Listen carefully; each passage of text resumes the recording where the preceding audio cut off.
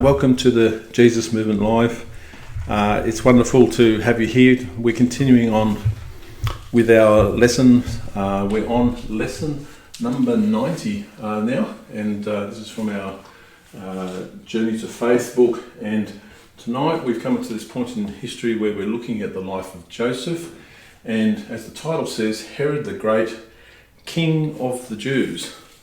And so I don't know if you realise this, but we often hear about Jesus being taunted as the King of the Jews, but in fact Herod the Great was actually called the King of the Jews, and it was actually a subject of a Senate that actually sanctioned and called him the King of the Jews in Rome.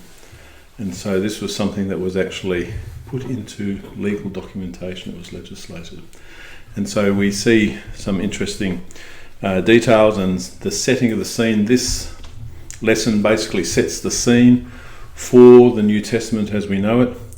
We're going to run through the last of the period of the Hasmonean Kingdom of Judea, with its changeover to being a Roman province, and we're going to look at the life of Antipater specifically, who is the father of King Herod, and all the things that he did in order to become that person who ended up wresting power and lording it over the Jewish people. So we'll get underway. I'll just put up these background screens as we start each week. So we're functioning from the Genealogy of Jesus, Matthew chapter 1 verses 1 to 17. We're almost down to the end. We're looking at Joseph. Of course, Joseph is the husband of Mary, who is the legal father of our Lord Jesus. And so we're very much towards the end of this genealogical journey. Here on this chart is Joseph here just before the birth of Jesus. And over here we come to the last of the rulers. We've got Salome Alexandria, who we actually finished with last week. And we have her two sons, Hyrcanus II and Aristobulus II, who basically have a tussle for power throughout this period of time, and because of these two people, the Romans were able to move in and basically take over the Kingdom of Judea. This is the last map that we had in the previous lesson. So all of these territories in the green and the territories in the pink are now part of the Hasmonean Kingdom of Judea. And as you can see, they've actually managed to take back most of the land which was originally given to them by the Lord when he defined the parameters of Israel, the promised land. And through generation after generation and endless battles, they've gradually expanded and expanded until they've pretty much taken control of the whole kingdom again. And on this screen we have these names. We have Salome Alexandria, who was the wife of Alexander Janus, who has already passed away at this stage in our teaching. And she has two sons, Hyrcanus II, who's the elder son, and Aristobulus II, who is the younger son. And we find that whilst he was given the priesthood, his mother was meant to rule the civil authority issues for the land. But when she passed, the younger brother decided that he didn't want the older brother to take power, and he started to fight him for it. And this is the story of the demise of the Hasmonean dynasty. So we'll just begin with a little bit of background with Joseph. Joseph is born in 90 BC, and he's the son of Jacob. As a kinsman redeemer, he will marry Mary and become the father of the Messiah. And it says in Matthew chapter 1 verse 16, and Jacob, the father of Joseph, the husband of Mary, of whom was born Jesus, who is called Christ. So this is, of course, the most specific description of anybody in the genealogy of Jesus. So born free like his father Jacob, Joseph is raised in the independent sovereign Hasmonean Kingdom of Judea that has not only grown substantially in size and stature under the rule of King Alexander Janus, as the map just showed, but is recognised by the rapidly emerging fourth beast of Daniel's vision, which is, of course, the Roman Republic. So at this point in time, there is a difference between the Roman Republic and the Roman Empire. The pinch point, the changeover to it being the empire, is when they basically are ruled by one person. And that's when Julius Caesar came and became a dictator. So prior to that, they're known as the Roman Republic. So this helps you to understand that terminology. Now with Joseph's birth, we no longer rely on estimated dates. When his father Jacob dies in 67 BC, Joseph is aged 23, and Luke's testimony in his New Testament Gospel says Joseph lives in Nazareth. So Luke 2 verses 4 says, "So Joseph also went up from the town of Nazareth in Galilee to Judea, to Bethlehem, the town of David, because he belonged to the house and line of David." And so we're establishing that Jacob was his father. He was born free during the rule of the Hasmonean Kingdom of Judea, and he lives in Nazareth. So Joseph is, however, about to lose his freedom as a Jewish citizen of a Jewish nation. So let's see what happens. So the elder son of Alexander Janus and Salome Alexandra has barely been on the throne of Judea for 3 months when his younger brother, Judas Aristobulus, challenges his right to rule. As a supporter of the Sadducees like his father, Aristobulus advances against John Hyrcanus II in a battle near Jericho, and many soldiers under the command of Hyrcanus II desert and change sides. And so you'll find when we go through this account that the Jewish soldiers seem to be very, very fickle. Every time one brother takes over from the other, they all change sides, and it happens more than once. Hyrcanus II flees to Jerusalem to the fortress where the wife and children of Aristobulus are still held captive since being put there by the command of their mother Salome Alexandra as a surety for a time such as this. Hyrcanus II proves to be weak-willed compared with his brother, and he concedes the throne to live in peace. So Aristobulus gives his home with an allowance equivalent to that of a high priest to his elder brother. And so we find in the first instance, the first conflict, he just does a runner. He goes to where this man's wife and children were being held, and he seeks protection, and then he gives the kingdom up just as easily as that. So throughout this tussle for power, however, Hyrcanus II has a friend called Antipater, who is a powerful court official, but he has his own political designs on Judea. Antipater was forced to become a Jew when John Hyrcanus I expanded Judea and overcame the southern region of Edom. And so in other words, Antipater is an Edomite, right? So he's a descendant of Esau, who lives in the bottom of Israel. Now, as a native Edomite, Antipater has worked his way into a strong position with the Hasmoneans and can clearly see the growing influence of the Roman Republic in the region. With a view to the future, he uses his position in the Hasmonean court to seek an alliance with the Romans, but he's primarily interested in currying favour for himself. So just to give you a tiny bit of background, he is actually the person who was like a general, so he was the leader of the Idumean people as they become known. But at this point in time in history, they were called Edomites originally.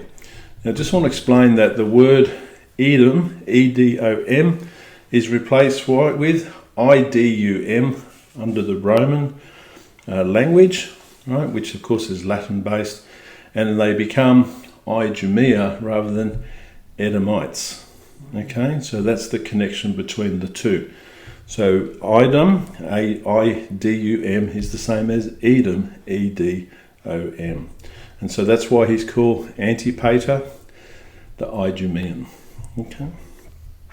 So the Jewish historian Josephus speaks of Antipater in his book, The Antiquities of the Jews. And he says, "But there was a certain friend of Hyrcanus's, an Idumean called Antipater, who was very rich and in his nature an active and seditious man, who was at enmity with Aristobulus, and had differences with him on account of his goodwill to Hyrcanus. 'Tis true that Nicholas of Damascus says that Antipater was of the stock of the principal Jews who came out of Babylon into Judea. So in other words, they're claiming that they're bloodline descendants. But that assertion of his was to gratify Herod, who was his son, and who by certain revolutions of fortune came afterward to be king of the Jews, whose history we shall give you in its proper place hereafter. And so there was a lie perpetuated in order to claim bloodline descendancy, to give them legitimacy in order to rule the throne as a king in Judea following the Hasmoneans. So Antipater, as I mentioned, is called an Idumean because Edom is called Idumea by the Romans, and he sees the Hasmonean throne of Judea in the hands of Aristobulus II as a threat to his own ambitions, and sees an opportunity to exploit the weak-willed Hyrcanus to place himself in a central role under a future Roman takeover. To this end, after Hyrcanus stepped down, Antipater persuades him to contend his younger brother for his rightful position and tries to convince him that Aristobulus intends to kill him. Again, the Jewish historian Josephus speaks of this in his book, The Antiquities of the Jews. And it says, "But now this younger Antipater was suspicious of the power of Aristobulus, and was afraid of some mischief he might do him, because of his hatred to him.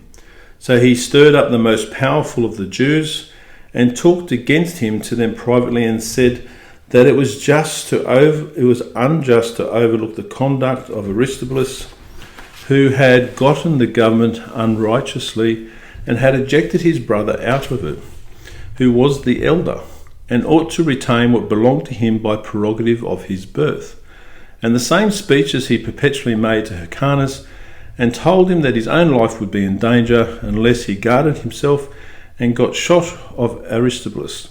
For he said that the friends of Aristobulus omitted no opportunity of advising him to kill him, as being then and not before sure to retain his principality." So in other words, he's supporting his claim to the throne as the legitimate heir because he's the elder son. And so he's saying the younger son has no right to put a claim on the throne.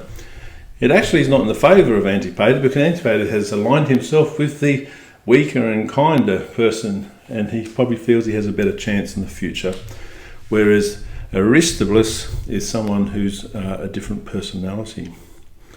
So Hyrcanus II refuses to accept Antipater's assertions, but Antipater doesn't give up and fabricates crimes on a daily basis until Hyrcanus II finally agrees to flee.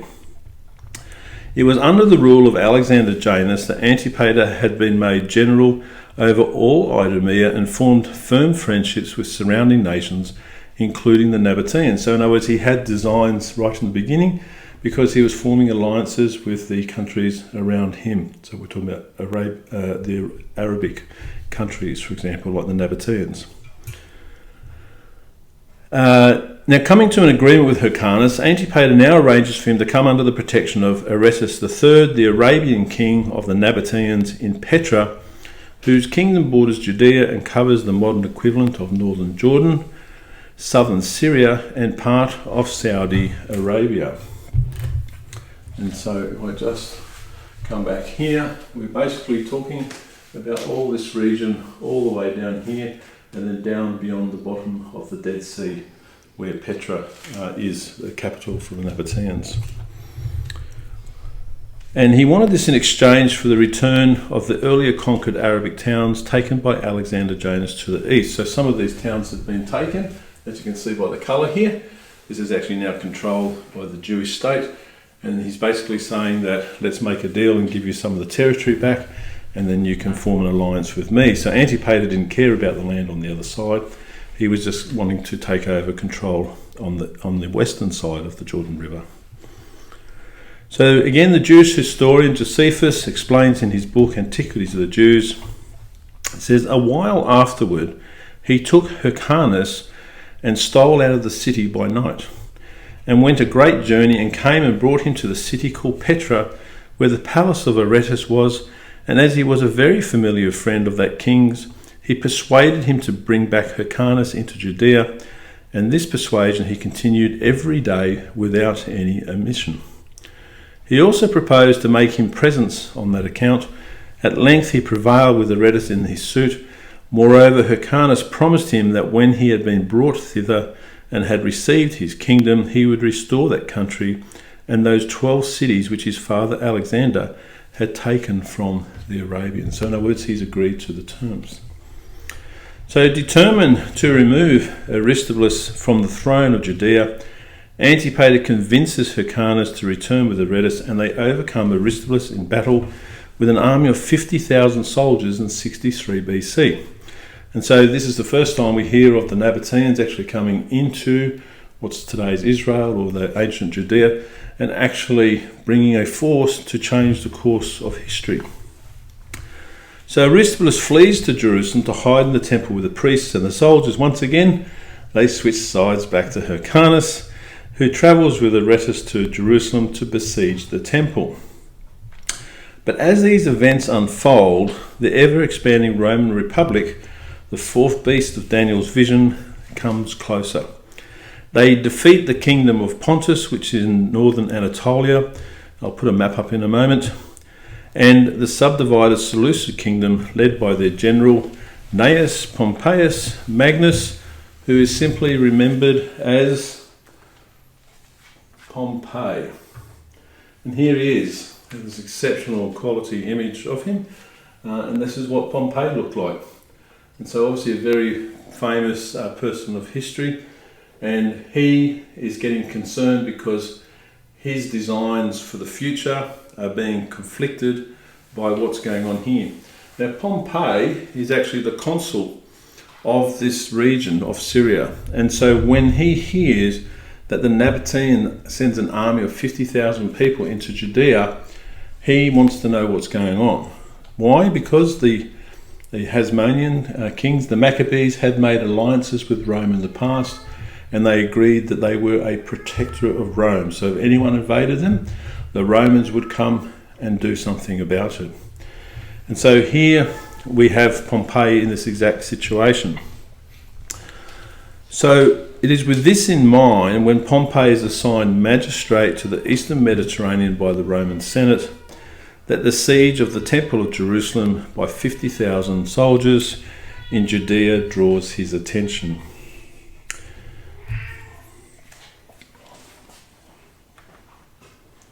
I'll just put that map up behind me.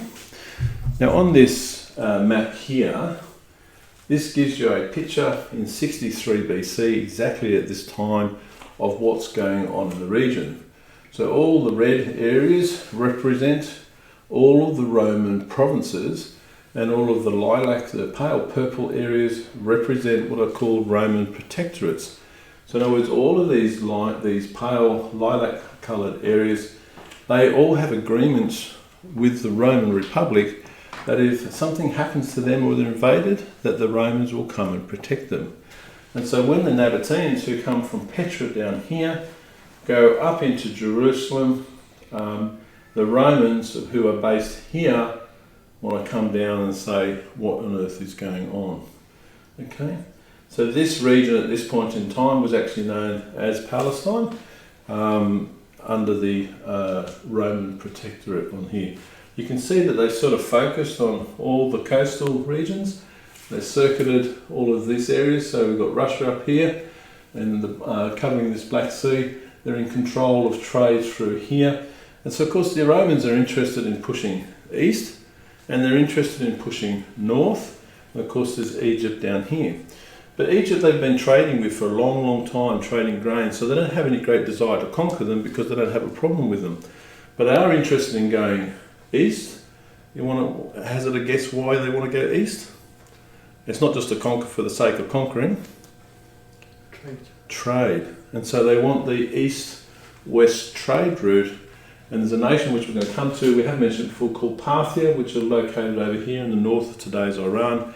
And they are people who moved across here up to the Euphrates River when the Seleucid Empire crumbled. So they've become quite a major force.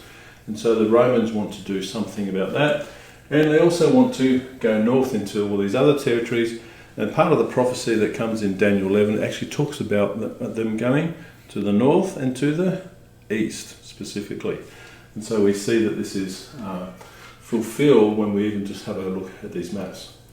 And so this is the region of Pontus that I mentioned up the top here.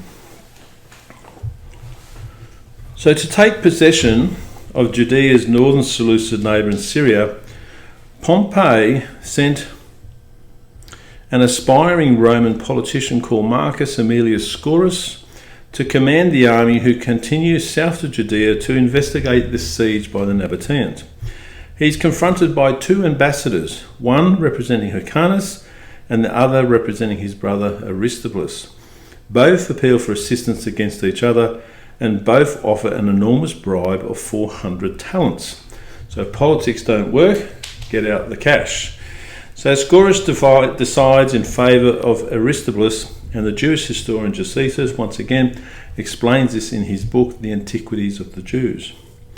And it reads, "And when both of them promised to give him money, Aristobulus 400 talents and Hyrcanus no less, he accepted of Aristobulus' promise, for he was rich and had a great soul, and desired to attain nothing but what was moderate. Whereas the other was poor." So we're talking about Hyrcanus. Hyrcanus, of course, was the high priest, and as a high priest, he had no personal wealth.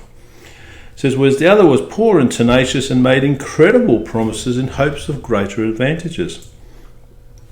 For it was not the same thing to take a city that was exceedingly strong and powerful, as it was to eject out of the country some fugitives with a great number of Nabateans.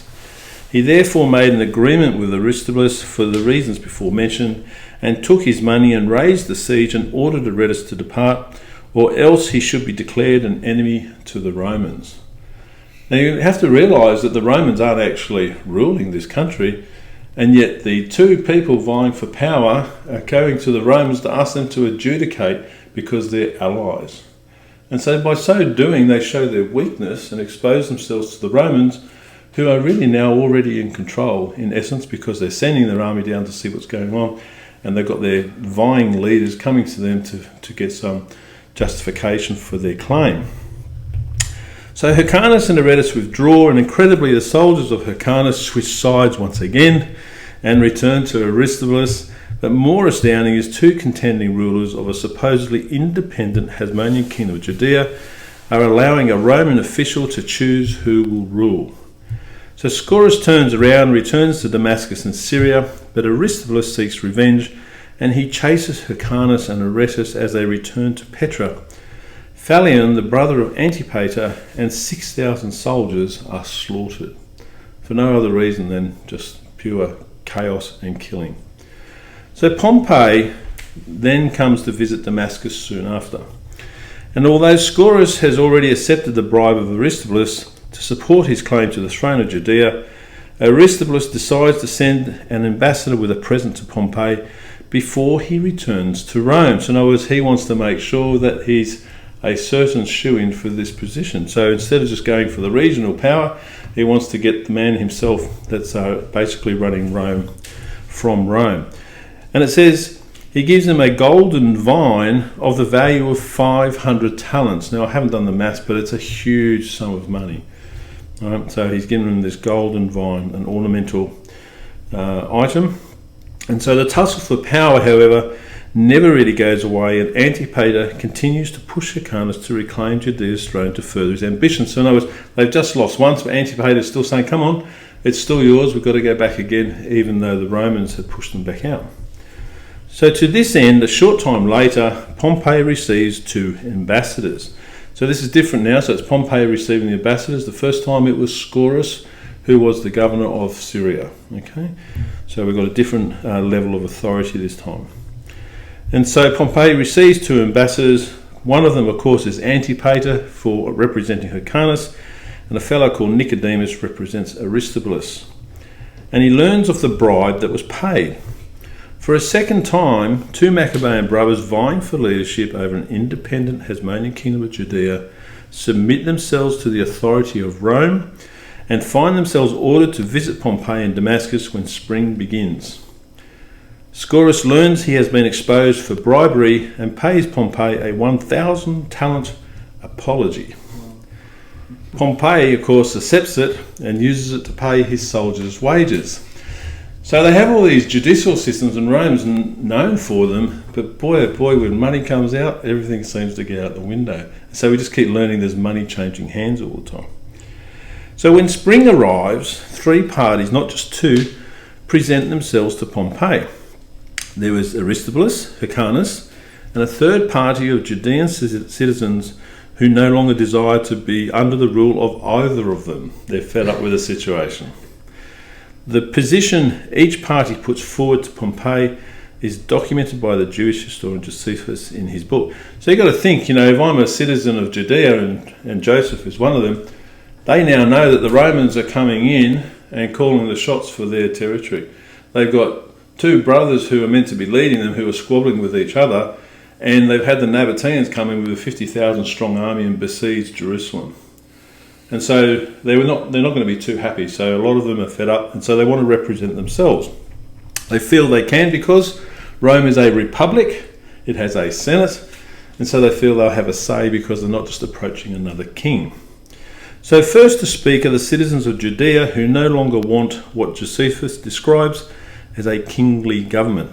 And it reads, because the form of government they received from their forefathers was that of subjection to the priest of that God whom they worshipped, and they complained that though these two were the posterity of priests, yet did they seek to change the government of their nation to another form in order to enslave them. So this speaks into the situation that people were feeling they were being enslaved rather than protected. So the second to speak is Hyrcanus, who Josephus reveals still governs a small part of Judea. So when we heard that they were kicked out, they actually still retained some. And it reads, Hyrcanus complained that although he were the elder brother, he was deprived of the prerogative of his birth by Aristobulus, and that he had but a small part of the country under him. Aristobulus having taken away the rest from him by force. It'd be good if I could just call him Aristo, it would be much easier. Having taken away the rest from him by force. He also accused him that the incursions which had been made into their neighbours' countries and the piracies that had been at sea were owing to him, and that the nation would not have revolted unless Aristobulus had been a man given to violence and disorder. And there were no fewer than 1,000 Jews of the best esteem among them who confirmed this accusation, which confirmation was procured by Antipater. So you've got to think, they went up to Damascus.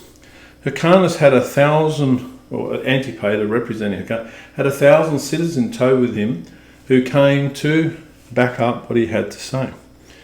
And the third to speak is Aristobulus, whom Josephus says, but Aristobulus alleged against him that it was Hyrcanus' own temper which was unactive and on that account contemptible, which caused him to be deprived of the government, and that for himself he was necessitated to take it upon him for fear lest it should be transferred to others, and that as to his title of king, it was no other than what his father had taken before him. So in other words, he's trying to take legitimacy away from him.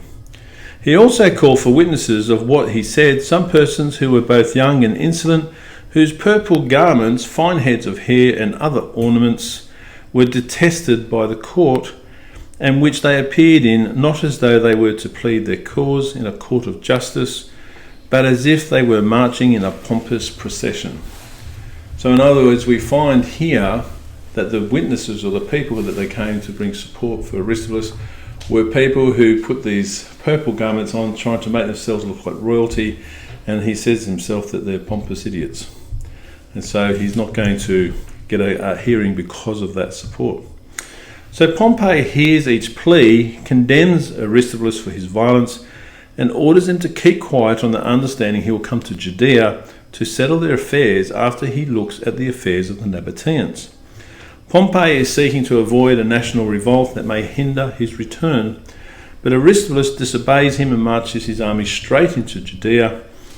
Incurring the wrath of Pompey, the Roman army on its way to Nabatea is diverted to enter Judea, and he seeks out Aristobulus, who has entrenched himself in a fortress on top of a mountain called Alexandrium, located between Scythopolis and Jerusalem. And so I'll put this map up, which highlights these different details. So this is Alexandrium over here. So Alexandria is not far from Adam, which is the place where the River Jordan was cut off when they stopped the water so the Israelites could originally cross. And so this is Alexandria, and there's a fortress that's built there. The teachings of Josephus tell us it's near this place called Cori, which is just here. And he says that Pompey is coming on his way to go down to Petra, which is all the way down here, but he stops and he turns around and he comes across to meet him here at Alexandrium because he's clearly doing the wrong thing. So Pompey has Hyrcanus join him and commands Aristobulus to come down from the mountain. The brothers dispute their right to govern, and Aristobulus returns to his fortress. This happens 3 times, and in fear of Hyrcanus being given the kingdom, Aristobulus prepares for war. Pompey is fully aware why he keeps returning to his fortress and commands him to hand over Alexandrium and any other fortresses under his control. Aristobulus complies, but then travels to Jerusalem to prepare for war. So when Pompey arrives, Aristobulus has had second thoughts. He repents, he offers money as an appeasement, and invites Pompey into the city. These guys have got to be the weakest warring brothers I've ever heard. Every time there's a threat that comes again, they stand up and say their case, but whenever the actual army rocks up, they just melt on the spot. So we see this happening again with Pompey. So what does he do? He repents and he gives money as an appeasement and invites Pompey into the city. But the soldiers of Aristobulus refuse to accept these terms, and Pompey throws him into prison. Within the city there is discord, and the soldiers exhort the city's men to shut the gates, but they refuse, and both the city and the king's palace is given up. So suddenly we've got Pompey in the city of Jerusalem, and he's taken over everything instantly without having a fight, excepting for the temple of Jerusalem. So the soldiers then retreat to the temple and cut off the bridge that reaches it. The armies of Pompey, with the assistance of Hyrcanus, are forced to besiege the temple for 3 months to capture it, and the Jewish historian Josephus describes these events again in his book, The Antiquities of the Jews. So of the Jews, I was just thinking, as we go through the Bible and history, how many times has the temple of Jerusalem been besieged and attacked? It just seems to be non-stop, doesn't it?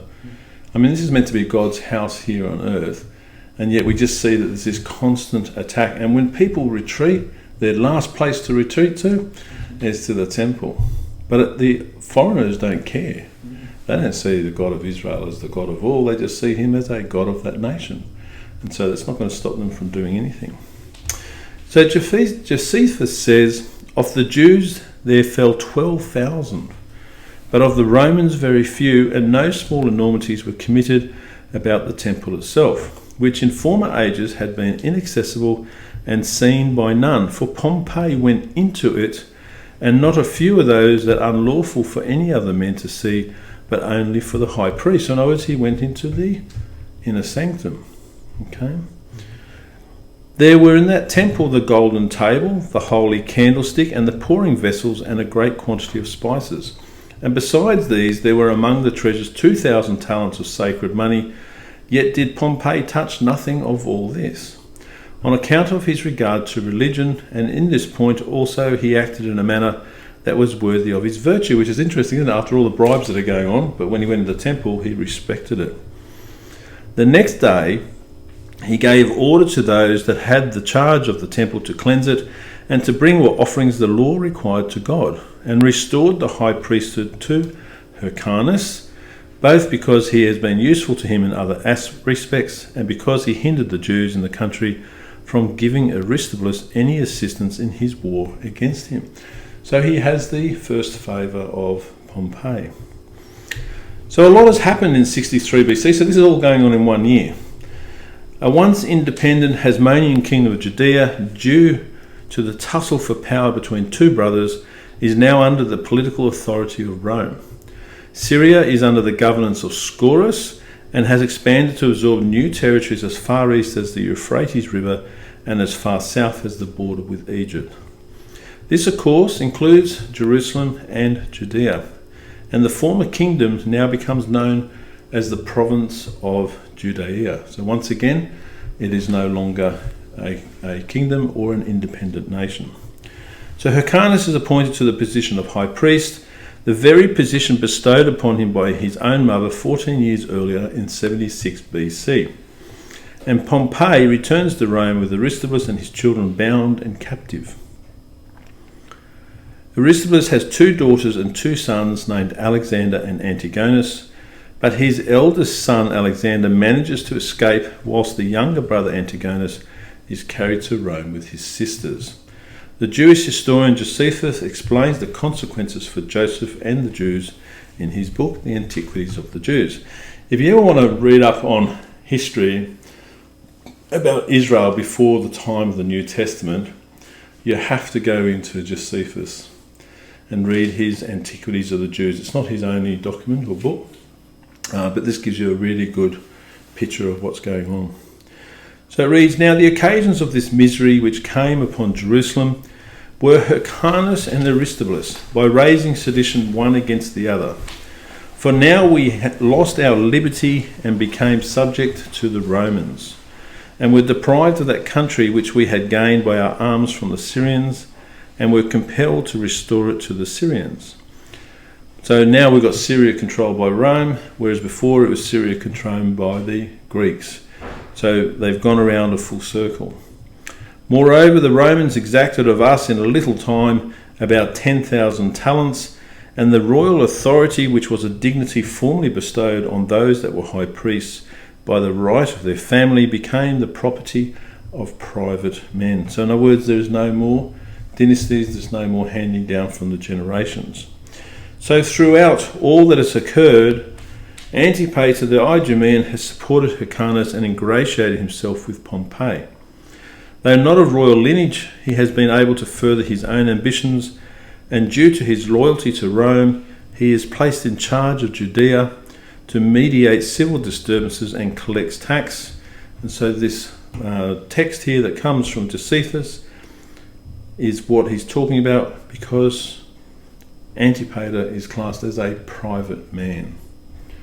And so we find that there is no more lineage, and it is people who are normal citizens who now have control. So this is the first instance where Antipater, the father of Herod, has a form of control over the former kingdom of Judea. So after Pompey leaves for Rome, Scaurus is responsible for the former Hasmonean Kingdom of Judea, and he sets out for Petra in 62 BC to prevent Aretas from waging war again. Petra, however, is literally a hidden city and difficult to access, so Scaurus confronts the Nabatean king by setting fire to any towns he can find until famine brings his army to its knees in the hot and arid climate. And so I have a few pictures for you on this front.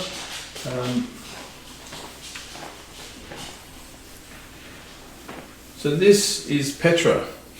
If you've never seen Petra before, this building, you have to call it, it's carved out of the rock. You can see the incredible architecture. It's actually called the Treasury. And the city of Petra was actually formed in about 400 BC, so it's actually been there for quite some time already. And so it was a sophisticated place, but as you can see, if you weren't on this side and you look at the top, it just looks like rock. There's nothing to actually see. To get through to this particular location, which is where the first entrance comes to, interesting, the Treasury is the first place you go to, they probably hit them for a tax. But what happens is they have a thing called the SIQ, the SIQ, and it's basically there's a little winding path that passes between the rock, and unless you would know it was there, you would never find it. And so basically this city is completely secluded inside what are elevated rock faces all the way around. And so we see with this that this is one of those structures. So I have a few pictures of Petra just to show you what it looks like, because it's quite an extraordinary place. So here you can see a footpath going down here. This was actually became a place where there was a Christian church built at a point in time later on in history. And so you can see once again though, you can see all of these structures cut into the face of the rock everywhere, but they're inside this valley, if you will, which you can't tell where it is from the outside. And so all of these pictures that you will see show you, so this is the remains of the church. And again, we have all of this paving that's here. You can see the more ancient buildings that are all carved into the rock face. Some of them have obviously eroded away now, but you can see how high the escarpment is. For anyone from outside would never ever know that it's actually there. And so it was a hidden city. In fact, this was only, I'm not sure of the date, but this was only discovered halfway through the 20th century. And so up until then, nobody even knew it existed. And so when it was found, it's now become a large archaeological site and a tourist attraction. And of course, it's found in Jordan today. And so here's another building. So once again, this intricate building carved out of the rock. You can see these are the people here. So there's a person standing over here. So it's really, really huge. But from the other side, again, you just see the rock. So it's completely secluded here. Here you can see all the different levels that have been built. Just extraordinary. I mean, someone must like working with a hammer and chisel. It's a hard way to build. But they made the best of this particular place. And so these are all just different pictures to show you and give you a bit of a feel for it that's on here. And here you can see, look, there's ornate lions carved at the entrance here. This is a door within a greater door. You can see the holes up here from where they've probably chiselled into it originally to make the face of it fall away for the original work. And I think that might be the last one. Okay. So hopefully that gives you a little bit of a picture. So that's a Petra that they were going to. It was hidden, but it was a major city sitting inside an enclosed valley. And so it's extremely hot and arid there. And so when the Romans went down there, they couldn't find their way in, and as a consequence of that, they found themselves outside, burning any little towns that they found, and eventually famine began to strike and brought them to their knees. So who helped them? Of course, the man who has an interest in helping the Romans to help himself. Antipater and Hyrcanus see an opportunity to gain the trust of Scaurus and begin to supply him with corn and anything else he needs from Judea. So Scaurus takes the same opportunity to use the relationship Antipater and Hyrcanus has with Aretas, the king of Nabatea, to persuade him to pay a sum of money as surety against any further destruction to his people and country. So this is all because the Nabateans entered into Jerusalem and besieged the city with the army of 50,000 soldiers. And so Scaurus is going down there to basically say, you're not going to do that again. And he goes down to show them what for. But he comes unstuck because he can't find them. And they end up with this situation with famine. So neither Hyrcanus nor Aretas has the means to give Scaurus what he wants. So Antipater, whom the Jewish historian Josephus describes as very rich, takes the opportunity to offer an extraordinary sum of 300 talents as surety and holds both Scaurus and Aretas in his debt for brokering a peace deal between them. And so Antipater is working very, very hard at every single instance to ingratiate himself with the Romans.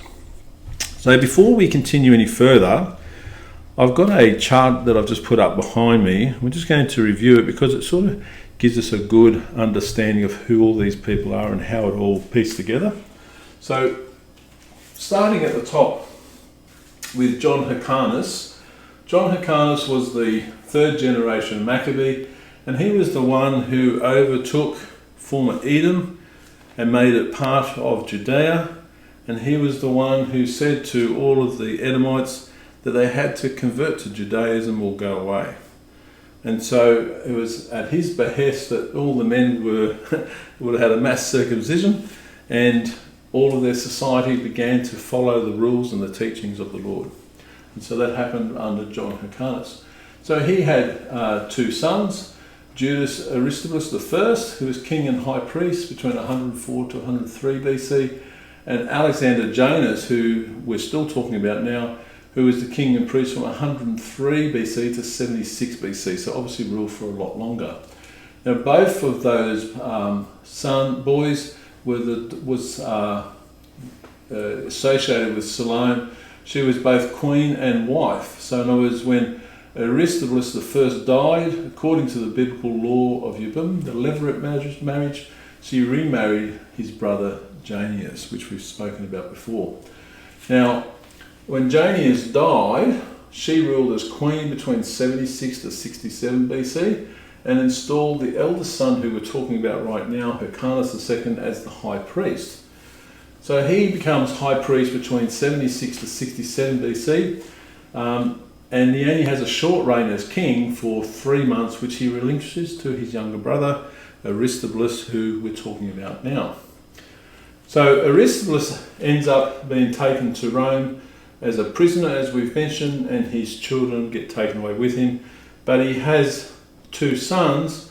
One of them escapes. This is Alexander over here, and the younger one, Antigonus, remains with him. Now, without going through all the detail, what happens is that Alexandra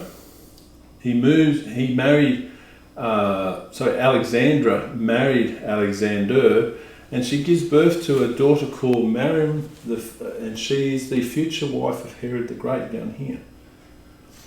Whereas Antigonus doesn't have any more children at all. And so he has a son as well called Aristobulus, this is Alexander, and this daughter. So what happens is, we're talking about Antipater at the moment, the court official, and so he's placed over here, and he has a son called Herod the Great. And when Herod the Great finally comes into power, and we'll finish on this note when we get to it tonight, he actually marries Mariam I. Why? Because he's seeking to have legitimacy, that he is actually entitled to rule as a dynasty, because he's married to the daughter of the former dynasty. And so he marries her to legitimise his rule and claims, I'm a Jew just like the rest of you. And so this is the situation. So hopefully this chart sort of helps to connect all of those names and place you with what Herod's up to as the son of Antipater. Okay, so Alexander, the son of Aristobulus, who had escaped in 63 BC when taken to Rome with his family, he makes his way back to Judea in 58 BC, and in 57 BC a new Roman is elected as consul called Aulus Gabinius, and he makes his way to Syria with a large army to become its new governor. Now, I did touch on this, I think, before we started, but in the Roman Republic, there's not much trust going on. If you've watched any movies, they're always killing each other and bumping each other off. So what they did is they would appoint governors, and Julius Caesar was an appointed governor, and so was Pompey, all of them were. And they would go to a region, and they would be in control of that region, but they're only ever appointed for 1 year. And so that means they had their time, and then they would have to retire and come back to Rome, and then the Senate would elect a replacement a year in advance, and they would send them out as the next person.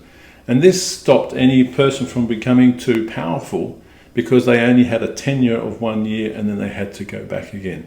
And so because of this, we changed names a few times because of what happens. When we come to Julius Caesar, you'll find in his story, part of the problem that they actually have with him is that he actually doesn't return to Rome. He stays out for 5 years, and he takes over more and more and more and more countries, as the prophecy in Daniel says, and he becomes feared, and they don't want him to actually come back. So Pompey's his mate, and Pompey ends up turning against him because he feels that he's going to be overpowered by him. So we'll come to that in a moment. So in Judea, Hyrcanus II has no civil authority to oppose anyone as the high priest. Remember, he's only appointed as a high priest. So upon his arrival of his nephew Alexander, who'd escaped from Rome, Alexander travels around and raises an army of 10,000 footmen and 1,500 cavalry who help him to fortify the same place his father was at, and that was the fortress of Alexandrium, where his father had been. Now, he also went on the other side of the Jordan River, and he fortifies a place called Machaerus, on the eastern bank of the Dead Sea that was originally built by Alexander Janus to defend the eastern border of the former kingdom against the Nabateans. So Gabinius takes action against him, and following several battles, Alexander is defeated. On advice of his mother, Alexander gives up the fortresses of Alexandrium, built by his father, the fortress of Machaerus, built by his grandfather, and the fortress of Hyrcania, which was built by his great-grandfather, and he asks for a pardon.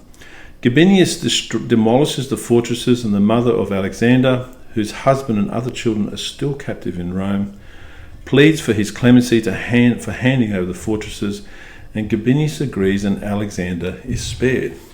And so I have a picture for you. Whoops.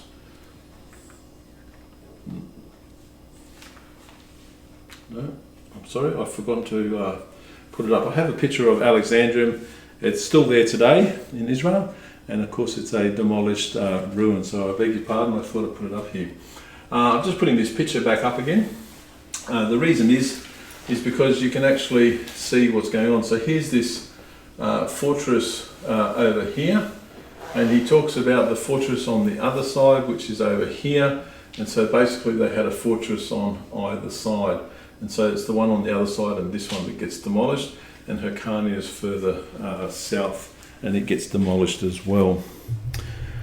So with everything settled in the same year of 57 BC, Gabinius commits the care of the temple to Jerusalem to Hyrcanus, and so that's the repeat. But what he does do is he ordains 5 new councils throughout the nations, so this is new. So these are in Jerusalem, Gadara, Amethyst, Jericho, and Sepphoris in Galilee, and the Jewish historian Josephus declares the end of the Judean monarchical role in his book. And he says, so the Jews were now freed from monarchic authority and were governed by an aristocracy. So that's the point at which it's seen as they have no more control, because it's no longer one place with one ruler. It's actually been divided up into these councils, just like we have councils today. So the following year, in 56 BC, it's now the turn of Aristobulus II, the father of Alexander. He flees from Rome as well, and he takes his younger brother Antigonus with him and comes straight back to Alexandrium again, and he decides that he's going to rebuild it again. So they're fixated on this same place. But news spreads fast, and many Jews flock to him, still living in hope of independence. But the same news comes to the attention of the Roman consul Gabinius, and he sends his soldiers in response. Aristobulus is forced to act quickly because Alexandrium is in no state to repel the Romans, so he flees east to Machaerus with an army of 8,000 men, only to be caught and decimated in battle. So we see that they keep going to these same locations all the time. So he's defeated, decimated in battle, and 1,000 manage to escape and make it to Machaerus, which they fortify, but they're besieged by the Roman army and they surrender. Aristobulus II is wounded. With his son Antigonus, he's bound and returned to Rome once again. Once again, the wife of Aristobulus pleads with Gabinius, this time for the release of all her children from Rome, and he writes to the Senate, and with their agreement, the children are actually released to come back to Judea. So in other words, the only person left in Rome now is the father, Aristobulus II. Okay, so a lot of names. Basically, we're seeing this repeat action of these descendants of the Hasmoneans who've been taken away to Rome, and they're coming back and they're trying to re-establish themselves, but the Romans won't have a bar of it. Remember, through all this, that Antipater has actually been given the right to govern over Judea. Now, by 55 BC, Rome has absorbed most of the former Hellenic Empire. But Parthia, now a large kingdom to the east, who has grown at the expense of the former Seleucid Empire, is next in line to conquer, to gain control of the east-west trade routes, which we mentioned earlier. The Roman consul Gabinius is well on his way when Pompey exerts pressure on him to return and travels south to restore Ptolemy XII to Egypt's throne. So to understand the background to this, okay. So basically, he's left Syria and he's heading across to come over to Parthia, which is over here. But Parthia had expanded their kingdom to the Euphrates River when the Seleucid Empire was falling apart. So basically this is now a large empire which hasn't been touched. They want to control the east-west trade routes, and so Gabinius is on his way this way to go to battle to wrest this territory from him, and suddenly he gets the call to turn around and go all the way back down here to Alexandria, where the Pharaoh is ruling Egypt at that particular point in time. The pharaohs are still descendants of the Hellenic Empire. They're still the Ptolemies, and they're now up to Ptolemy the 12. It's like a modern movie that has 1, 2, 3, 4, but it just keeps going. So he is well on his way, and Pompey exerts pressure on him to return. So to understand the background to this, politicians in Rome have been discussing the annexation of Egypt. So Ptolemy decided he needed to bribe its politicians to support him. What a time they lived in. The problem with this, however, was Ptolemy didn't have the money necessary, so he raised the taxes in Egypt and borrowed money from Roman bankers. When a new alliance called the First Triumvirate was formed to dominate the Roman Republic in 60 BC, Ptolemy decides to pay them a bribe of 6,000 talents. Now 6,000 talents was equivalent to Egypt's total annual revenue. So for 1 year, that's how much money it was. So to have them successfully coerce the Roman Senate to pass a law to recognise him as Egypt's only legitimate king and friend of Rome, the problem is the heavy tax burden required to pay the bribe enrages the people of Egypt, and they force him to step down from the throne and leave. So after all of that, money handed over, they say, you're out of here, we're not happy about the problem that you've caused us. So his daughter, called Berenice, then rules Egypt. And it's here that I introduce 2 Roman generals and statesmen.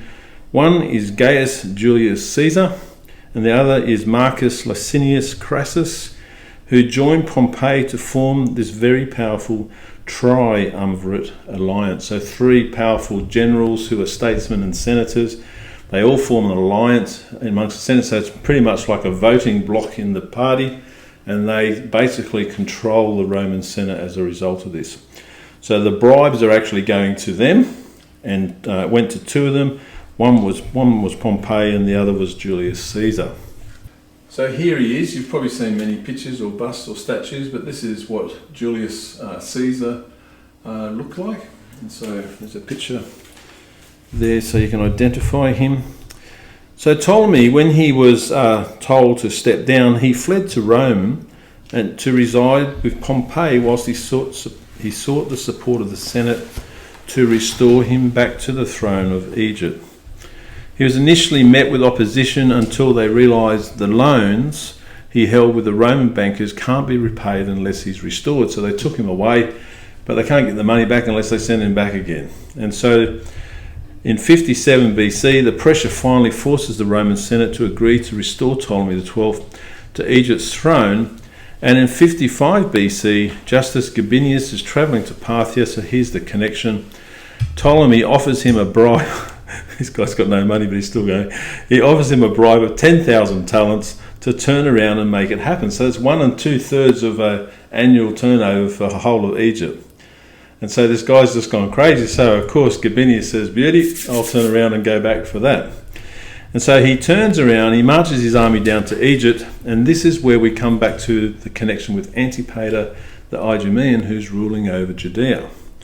Because Antipater comes to his side to help him, to which the Jewish historian Josephus testifies in his book, The Antiquities of the Jews, and says, Antipater supplied his army. So this guy's just been offered 10,000 talents, and Antipater supplies his army, which he sent against Orculus, with corn and weapons and money. And so basically Antipater's still in there despite everything that's going on, and gives him what he needs. It also says that he also made those Jews who were above Pelusium, so Pelusium's on the eastern side of the delta, it's the entrance into Egypt, his friends and confederates, and had been the guardians of the passes that led into Egypt. So how extraordinary. We find that the legacy of Judean soldiers from the past are being employed by Egypt to actually defend their borders. And so Antipater goes with the Roman general, And when he gets to the border, he says, "We're brothers, I'm a Jew too, I'm your neighbour, let us come in." And so what do? They stand aside. But if he wasn't with him, there would have been a battle that happened. So Antipater gets to make himself look like the friend and ally of Rome that's always needed. And so they let him pass, and with access to the Nile Delta, Gabinius then marches his soldiers west to where the capital Alexandria is on the other side of the delta, so on the Libyan side today. And he attacks the palace, but the guards just simply surrender without a fight. So in other words, they know they're overwhelmed. So Ptolemy executes his own daughter Berenice, who was ruling after he was taken away, and her supporters, and 2,000 Roman soldiers and mercenaries are left to enable Rome to protect and exert power over the king. Okay, so they take control of Egypt back. On the return to the province of Syria, Gabinius and Antipater learn control over the province of Judea has been lost to seditious parties of robbers, and Alexander, son of Aristobulus, has seized government a second time. So while they're away down south fighting and wresting Egypt back for Ptolemy, back home, Alexander's gone roaming around and he's put together yet another army to take over government of Judea. So the last of the Maccabees, he's just not giving up at all. So determined to deprive his uncle Hyrcanus the role of high priest, Alexander had managed to raise an army of 30,000 Jews to traverse the country and kill as many Romans as possible. Gabinius acts quickly and sends Antipater to persuade the seditious parties to stop. But whilst Antipater succeeds with the smaller parties, Alexander refuses to stop. So Gabinius engaged in a battle with him near Mount Tabor in the southern Galilee, and 10,000 Jews are killed. Antipater the Idumean once again proves his loyalty to Rome and engages with the Jews in the province of Judea to assist Gabinius in settling the affairs of state. With the rebellion quelled, Gabinius quells an uprising in Nabatea to stabilise the region, and then returns to Rome to hand over government of Syria in 54 BC to Marcus Licinius Crassus, the triumvirate ally of Caesar and Pompey. So that's that 1 year cycle where they have to go back and hand it over again. So at this point in time, the Romans are still in control of the whole eastern Mediterranean, known as Levant, as well as in Egypt. Okay, so upon his appointment in 54 BC, Crassus sends out to pick up where Gabinius left off with an expedition to Parthia. But before he leaves, he travels to Judea and pays a visit where? To the Temple of Jerusalem. See, I think all of the different rulers of the world have come to understand that the Temple of Jerusalem is like a big money pot. Even in these ancient times, Jewish people all around the world sent money to the temple. And so it was always a place of extraordinary wealth. And so if you need a bit of cash to support your campaign, you go down and you do a raid on the Temple of Jerusalem, don't you? And so this is what he does. And Jewish historian Josephus, of course, explains this in his book, The Antiquities of the Jews. And it reads, "Now Crassus came into Judea and carried off the money that was in the temple, which Pompey had left, being 2,000 talents, 2,000 talents, and was disposed to spoil it of all the gold belonging to it, which was 8,000 talents. He also took a beam which was made of solid beaten gold. It was the priest who was guardian of the sacred treasures, and whose name was Eleazar, that gave him this beam, not of a wicked design, for he was a good and righteous man, but being entrusted with the custody of the veils belonging to the temple, which were of admirable beauty and of very costly workmanship, and hung down from this beam." So in other words, he took the curtains down to give him the beam instead, to distract him from touching the veils. So when he saw that Crassus was busy in gathering money and was in fear for the entire ornaments of the temple, he gave him this beam of gold as a ransom for the whole, but this not till he had given his oath that he would remove nothing else out of the temple. In other words, Crassus agreed that he wouldn't take anything else if he took this beam of gold. Yet, what did Crassus do? He took the beam and then he broke his oath and he carried away all the gold that was in the temple. And so they've probably pretty much left with the curtains by the sounds of it, the veil. And so once again, the Temple of Jerusalem suffers the consequences of regional politics. So in 53 BC, Crassus travels to Parthia and he ends up being killed with 2/3 of his army. So all that gold that he stole, it all went to Parthia. So Gaius Cassius Longinus, a Roman senator and general who was also in his campaign, he leads the remaining soldiers and he returns to Syria. In 52 BC, a former lieutenant of Aristobulus called Pythalos leads an uprising in a town called Tarichae by the shore of the Sea of Galilee. It's just next to Tiberias today on the lower western side. And Cassius arrives with his army, and with the help of Antipater, he slays this Pythalos and he takes 30,000 Jews captive. Now this is down the road from where Joseph is actually living, and so this would be a very unpleasant time. So Antipater is always ready to assist the Romans, and with an intention to cultivate friendships with powerful people, he marries a noble woman called Cypros, who is related to the Nabatean king Aretas III, who we've already mentioned. Now it's with Cypros that Antipater has 4 sons. One's called Phasael, the second son is called Herod, and he has a 3rd son called Joseph, a 4th one called Pheroras, and a daughter named Salome. And so we're introduced to the birth of King Herod basically at this point in time, in 52 BC. So before we continue with the last portion, we're going to read what the Archangel Gabriel says in Daniel chapter 11, verses 36 to 45. So it's been a while.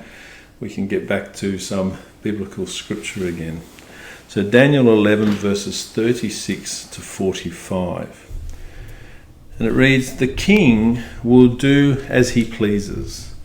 He will exalt and magnify himself above every god and will say unheard of things against the God of gods. He will be successful until the time of wrath is completed, for what has been determined must take place. He will show no regard for the gods of his ancestors or for the one desired by women, nor will he regard any god, but will exalt himself above them all. Instead of them, he will honour a god of fortresses, a god unknown to his ancestors. He will honour with gold and silver, with precious stones and costly gifts. He will attack the mightiest fortresses with the help of a foreign god, and will greatly honour those who acknowledge him. He will make them rulers over many people, and will distribute the land at a price. At the time of the end, the king of the south," so we're talking about Egypt, "will engage him in battle, and the king of the north will storm out against him with chariots and cavalry and a great fleet of ships." Well, we're no longer talking about the Seleucids anymore, because the king of the north is now the Romans, who are on the north. "He will invade many countries and sweep through them like a flood. He will also invade the beautiful land, which of course is Israel. Many countries will fall, but Edom, which is the Idumeans, Moab, and the leaders of Ammon, so on the other side of the Dead Sea,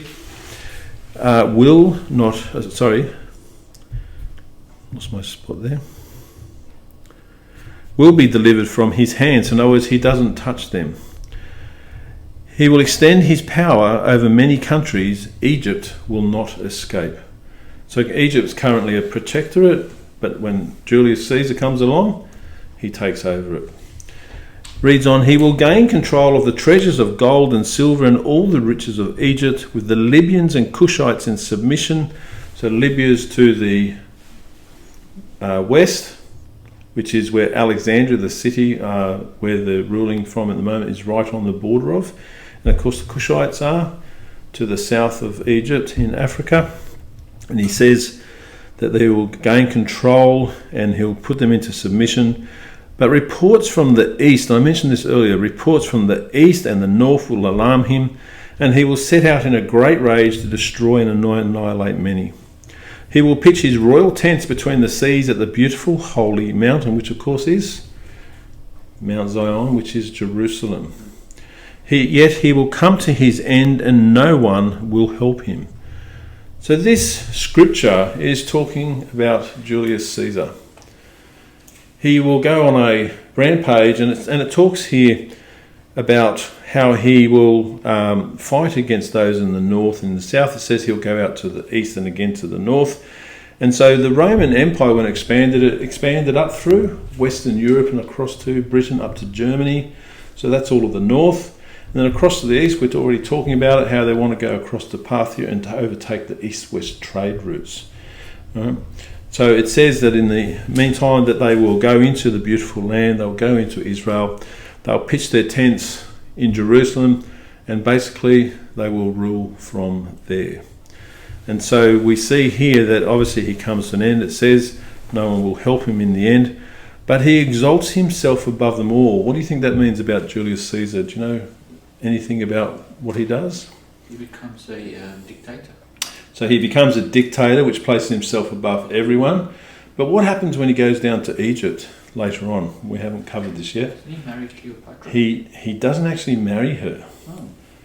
But he has a relationship with her and they give birth to a child. But when he is in Egypt, he becomes Pharaoh in the sense that they see him as a king. god. Oh, God. So in other words, he's held in a higher esteem than many before him for a long time. And so he sees himself, he's in control of the world, he has all of the wealth. And when he goes to Egypt, in fact, it's very luxurious where he lives, and he lives down there for a long period of time.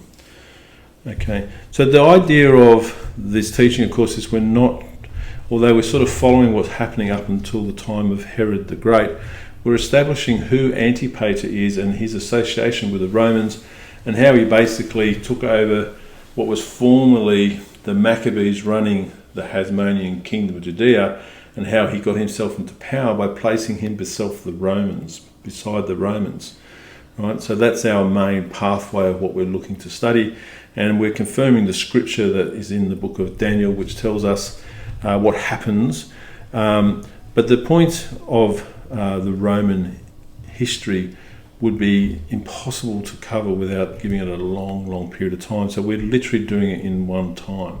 But we're just following the events that affect Judea itself, and of course the establishment of Antipater, the father of Herod, to rule. So this next little portion that we finish up with is going to speak about the transfer of power from Antipater to his son Herod, a little bit about the structure, and also how Antigonus II, who's the other son of the last Hasmonean kingdom, is still out there trying to claim authority. So we'll just run through this last portion. Okay, so the province of Judea is administered on behalf of the Romans under the governance of Antipater the Idumean, but all is not well with Rome when Caesar oversteps his authority and he becomes at odds with Pompey. Remember, they were allies in the Senate before then. It leads to a civil war. It's a long story, but basically they had a different idea of policies.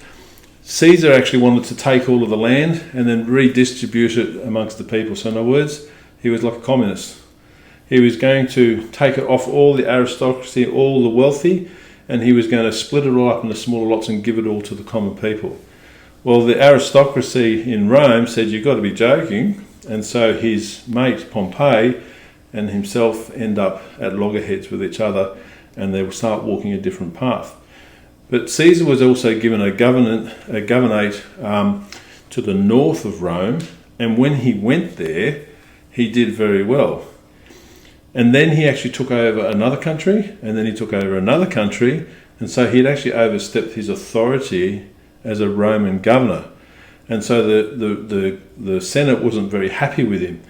So this situation got contested, and they ended up letting him get it off because he was actually successfully bringing lots of taxes for Rome. And they extended his term from 1 year to 5 years, which doesn't normally happen. So of course Caesar gets some extra time up his sleeve, so he goes all the way out to Germany, across the bit, and he basically tries to take over most of Western Europe. And so because of all of that, he was obviously not walking with Pompey anymore. They weren't deciding things together anymore, and so they became fearful of him and they became jealous of him. And so when he came to come back to Rome, they were all worried that he was just going to walk in and wipe them all out. And so what actually happens is Pompey takes off. because he's fearing Caesar. So we'll carry on. So as the word given to Daniel says, Caesar exalts himself above them all. There's a civil war that happens between Caesar and Pompey, and in 47 BC, Pompey is eventually killed, and Antipater suddenly finds that his mate, who's been aligned with for a sudden time, is no longer there. And so he has to switch allegiance quickly to Julius Caesar, who is actually at the opposite ends of the spectrum to Pompey. So Caesar invades many countries, and it's when he invades Egypt, which this scripture from Daniel tells us that he will do, that Antipater manages to ingratiate himself by freeing Caesar with Jewish soldiers when he's besieged in the city of Alexandria. So Antipater takes 3,000 soldiers with him. Apparently Caesar's besieged and stuck, and he actually goes in there and he gets him out. So Antipater has a huge story with Caesar. Caesar sees the Jews as friends because they were Jewish soldiers who came and rescued him, and confirming the role of Hyrcanus as high priest, he rewards Antipater for his bravery and makes him a Roman citizen who no longer needs to pay taxes, and heaps honours and declarations of friendship on him. So in other words, Antipater the Idumean is now effectively a Roman who doesn't have to pay taxes, and he's ruling Judea. So that's the shift in power. So remember, we're getting close to the time of Jesus, and so this is a very significant shift in what's actually just happened there. So with the exception of Hyrcanus, the last descendants of the Hasmonean dynasty are doomed. Aristobulus is actually poisoned by the followers of Pompey. His eldest son Alexander is actually slain, he's beheaded, and his youngest son Antigonus II tries to claim that his uncle Hyrcanus is merely the puppet of Antipater. So he goes the challenge. So Antigonus visits Caesar late in the year of 47 BC to accuse Antipater and Hyrcanus of no legal right to rule. But Antipater is also present, and the Jewish historian Josephus sheds some light on what happens in his book, The Antiquities of the Jews. And it reads, "But Antigonus, the son of Aristobulus, came at this time to Caesar and lamented his father's fate, and complained that it was by Antipater's means that Aristobulus was taken off by poison." So he actually blames Antipater when in fact it was the people of Pompey that poisoned him. So he's trying to shift the blame. And he's also blaming him for his brothers being beheaded. He also accused Hyrcanus and Antipater as governing the nation by violence and offering injuries to himself. Antipater was present and made his defence as to the accusations that were laid against him. He demonstrated that Antigonus and his party were given to innovation and were seditious persons. He also put Caesar in mind what difficult services he had undergone when he assisted him in his wars, and discoursed about what he was a witness of himself. He added that Aristobulus was justly carried away to Rome as one that was an enemy to the Romans and could never be brought to be a friend to them, and that his brother had no more than he deserved, as being seized in committing robberies. And so in other words, he says to Caesar, these guys were not legitimate anyway, so if they died, it's their own fault. And then he says, I'm the good guy, I came to battle with you, and so I stand with you, so what's going to happen? So what does Antipater do? He literally shows off his scars that he received when he was fighting for Caesar's life in Egypt, and defends himself with his history of unfailing loyalty to Rome. And he's got a long history now of standing beside Rome, all the different changes and leaders. He was always there, he was always paying money, he was always supplying them, he was always fighting with them. So Antipater and Caesar appoints him So Caesar appoints Antipater as a consequence to this as the first Roman procurator of Judea, and that means a governor of the Roman Empire. And so it makes him a very powerful man. That makes him the same power as Julius Caesar or Pompey had in the past. These leaders that have been coming to the province of Syria to lord it over them, he's now an equivalent authority to all of those people. We haven't come to it obviously yet, but Pontius Pilate is actually a procurator of Rome. So he has the same authority that Pontius Pilate will have when we come to him later. So this friendship between Antipater and Caesar allows the Jews a special degree of protection and freedom to govern themselves with the goodwill of Rome. Hyrcanus is finally allowed to rebuild the walls of Jerusalem destroyed by Pompey when he subdued Aristobulus so many years earlier, and calm resides in Judea for some time. Antipater's wisdom in supporting Hyrcanus in a world growing in dominance under Rome has seen him manoeuvre his way from an official in the Hasmonean court to becoming a tax-exempt Roman citizen appointed as the first Roman procurator of Judea. So he's done exceptionally well. He's a descendant of the Edomites, and now he's ruling as a governor on behalf of Rome. So in 42 BC, two of Antipater's sons, Phasael and Herod, are appointed as governors of two councils of the 5 regions originally set up by Gabinius. At the age of 25, Herod is appointed governor of Galilee in Sepphoris, and Phasael the governor of Jerusalem from the capital city. Although they practice Judaism, they are not accepted as Jews by the Pharisees, and Herod quickly earns a reputation for being brutal and is condemned by the Sanhedrin, even though he is backed by Rome. So in other words, he did all of this, he unified the country in essence, but he wrested power away from the Jewish people. He's not seen as a Jew, and they don't accept him. So in the same year, Antipater's sons are appointed as governors. Antigonus II attempts to seize government. So he's the last remaining Maccabee. He's the one brother that's still on the throne. So he attempts to seize government by force with the help of his brother-in-law Ptolemy Menai, but Herod defeats him. Galilee, or Galilee as it is called under Rome, is defined by the area north of Samaria, bound by the Sea of Galilee to the east and the Mediterranean to the west. The small town of Nazareth, the home of Joseph, is located just inside the southern boundary.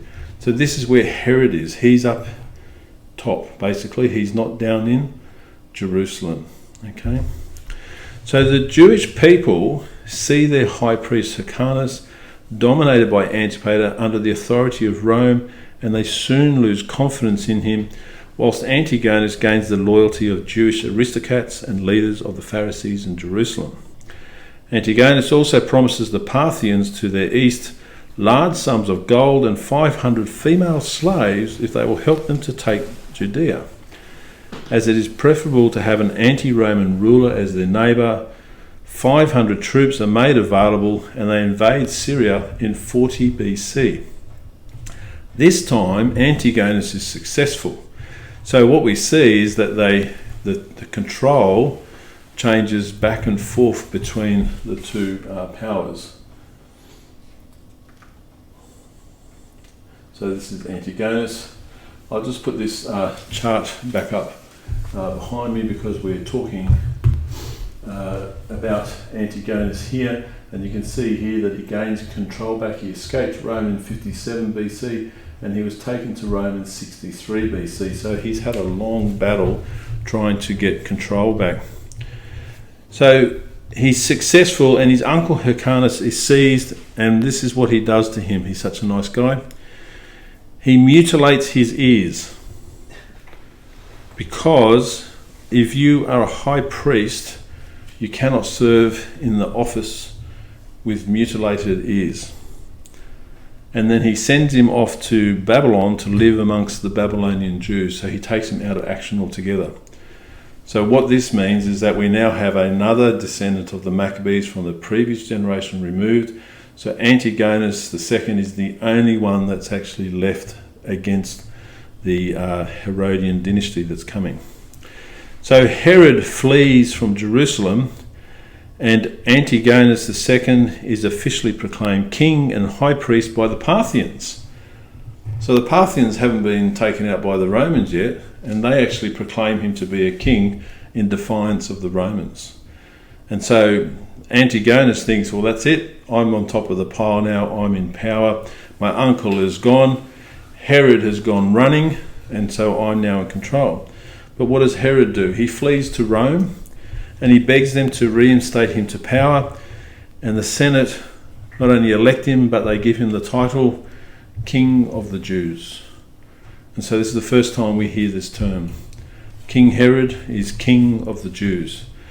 So he returns from Rome in 39 BC, obviously with soldiers, and he opens a campaign against Antigonus with the intention to lay siege to Jerusalem. Joseph, the future legal father of Jesus, at this stage is aged 52 and has to endure a period of heated conflict as Herod first wrests control over the province of Galilee in the spring of 38, because that's where he was living and ruling from. And this is only down the road from Nazareth. And then from there all over Judea as far as Jerusalem. Due to the approach of winter, Herod postpones his siege of Jerusalem, where Antigonus and the remnants of his army take refuge until spring, and Herod is held off for a few months, but the Romans eventually capture the city. The supporters of Antigonus fight until the Romans reach the inner courtyard of the temple. Then Antigonus is taken to Antioch and he's executed. And so that brings us to the end of the Maccabees. He's the last living descendant. They've all been executed or murdered, or in Hyrcanus's state, he's happily living in Babylon with mutilated ears. So Herod, at this point in time, becomes the sole ruler of Judea, and he keeps the title which the Roman Jews call basileus, which means king for himself. And this marks the end of the Hasmonean dynasty in 36 BC. And so here we are, we're very much just before the time that Jesus is going to be coming. And he ushers in what's called the new Herodian dynasty. And he marries Mariam, the teenage niece of Antigonus, to secure his claim to the throne and gain Jewish favour. So here he is, he's just parcelled off Antigonus, he's had him executed in a place removed from Judea, and then he goes and gets his niece and marries her to put his claim to the throne, to say, if I'm married to a bloodline descendant, therefore I am a legitimate king of the Jews. Okay, and so that brings us to a close. Very historical. It fulfills the prophetic word that was given through the angel Gabriel to Daniel, that Julius Caesar would come and he would take over the world. It gives details about the direction he goes and who he will overcome.